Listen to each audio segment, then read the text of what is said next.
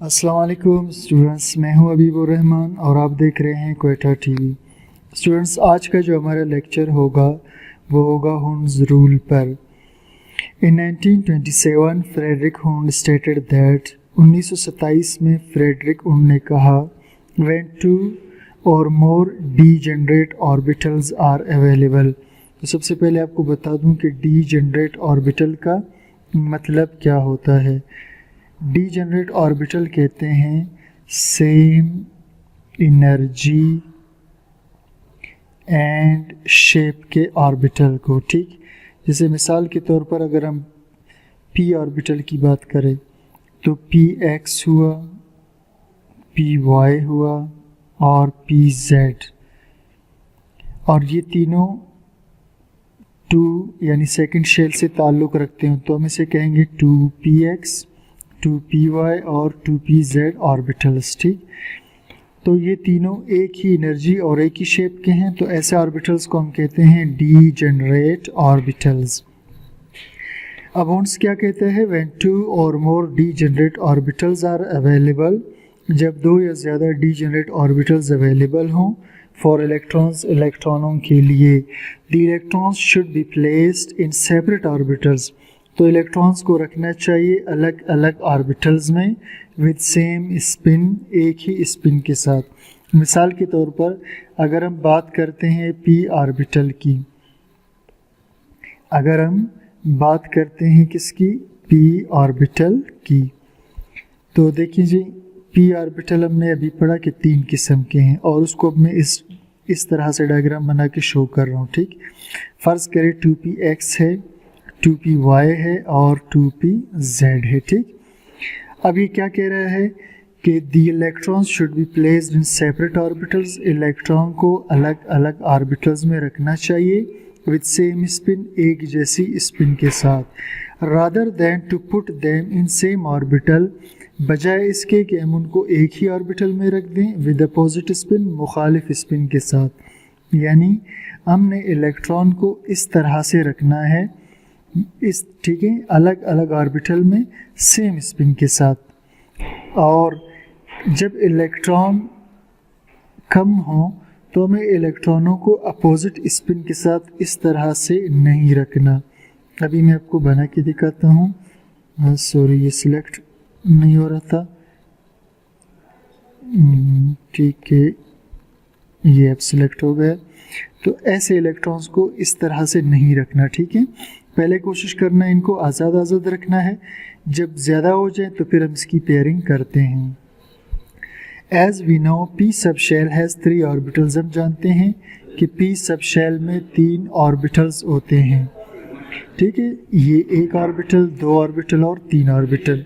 अब इसकी फिलिंग कैसे करते हैं इन पी ऑर्बिटल्स की, ठीक है, तो वो मैं आपको समझा देता हूँ इनकी फिलिंग किस तरह से करते हैं। ठीक है, देखिए स्टूडेंट्स, ये आपको नज़र आ रहा है, एक बार मैं इसको रिमूव कर लेता हूँ। ये ठीक है, अब मैं पी ऑर्बिटल को दोबारा से ड्रा करता हूँ। सही, p orbital, p sub shell has 3 orbitals, तो पी सब शेल में 3 ऑर्बिटल्स है, तो पहला इलेक्ट्रॉन हमेशा यहाँ आएगा, दूसरा यहाँ आएगा, तीसरा यहाँ, और जब चौथा इलेक्ट्रॉन आएगा तो फिर पेयरिंग स्टार्ट हो जाएगी चौथे इलेक्ट्रॉन से, बाद में पेयर बनते जाएंगे। डी सब शेल हैज़ 5 ऑर्बिटल्स, इसी तरह डी में 5 ऑर्बिटल्स मौजूद होते हैं, तो पहले सारे इलेक्ट्रॉन कोशिश करेंगे अनपेयर रहने की, बाद में जब इलेक्ट्रॉन ज़्यादा हो जाए तो फिर वो पेयरिंग स्टार्ट कर लेते हैं। एफ सब शेल है 7 ऑर्बिटल, बिल्कुल इसी तरह एफ सब शेल के 7 ऑर्बिटल्स होते हैं। ठीक, तो स्टार्टिंग में इलेक्ट्रॉन कोशिश करते हैं अनपेयर रहने की, और जब 7 इलेक्ट्रॉन से ज़्यादा यानी 8वां हो जाए तो फिर उसकी पेयरिंग स्टार्ट हो जाती है एफ ऑर्बिटल में। The pairing of electrons will start in P orbital, जोड़े बनना इलेक्ट्रॉन्स का स्टार्ट होगा पी ऑर्बिटल में only when the 4th electron enters into P orbital, जब चौथा इलेक्ट्रॉन दाखिल हो पी ऑर्बिटल में। जैसे इस केस में मैंने आपको बताया था कि पहले ऑर्बिटल पे, दूसरे पे, तीसरे पे अनपेयर रहेंगे, जैसे ही चौथा एंटर होगा तो पेयरिंग स्टार्ट हो जाएगी। The pairing of electrons will start in D orbital, और डी में पेयरिंग इलेक्ट्रॉन्स की इस वक्त स्टार्ट होगी व्हेन द सिक्स्थ इलेक्ट्रॉन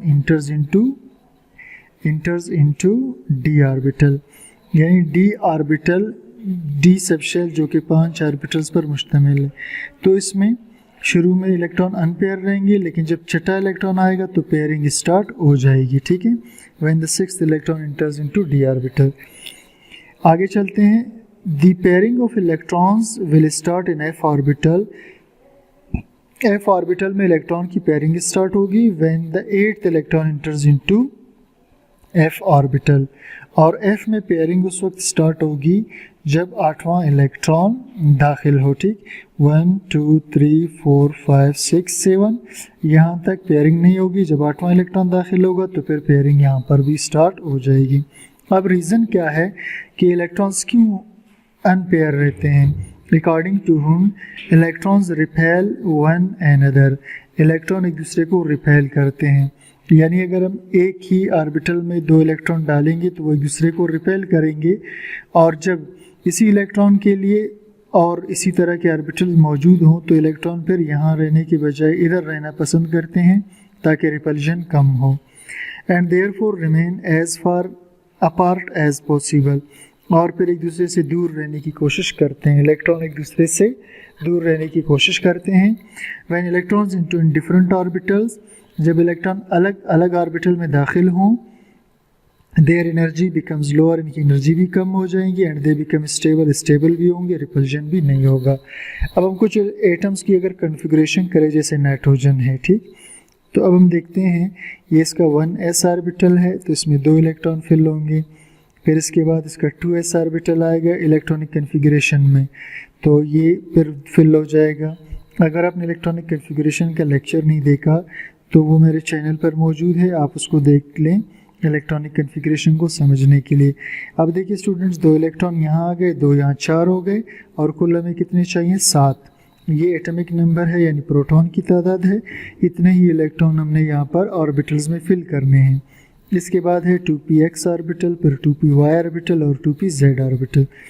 अब 4 इलेक्ट्रॉन यहाँ आ गए, 5वां इलेक्ट्रॉन यहाँ आएगा। अब छठा यहाँ नहीं आएगा, ठीक है, बल्कि उन के मुताबिक छठा यहाँ आएगा, 7वां यहाँ। तो ये इसकी इलेक्ट्रॉनिक कन्फिग्रेशन है किसकी? नाइट्रोजन की। अब हम आते हैं ऑक्सीजन पर, ठीक। तो ये ऑक्सीजन का 1s ऑर्बिटल है जिसमें 2 इलेक्ट्रॉन आएंगे, ये इसका 2s ऑर्बिटल है जिसमें 2 इलेक्ट्रॉन आएंगे, और ये इसका 3p ऑर्बिटल है। अब देखिए स्टूडेंट्स, 2 इधर आ गए, 2 इधर, 4, और हमें कितने चाहिए? 4। एक इलेक्ट्रॉन यहाँ, एक यहाँ, एक यहाँ। अब 8वां इलेक्ट्रॉन यहाँ पर आएगा पेयर बन करके, ठीक। अब अगर फ्लोरीन की इलेक्ट्रॉनिक कन्फिग्रेशन करें तो 1s के अंदर 2 इलेक्ट्रॉन आएंगे, इसी तरह 2s के अंदर 2 इलेक्ट्रॉन आएंगे, और इसके बाद इसका जो p ऑर्बिटल होगा, पहले एक यहाँ, यहाँ, यहाँ, फिर एक यहाँ और एक यहाँ आ जाएगा, ठीक।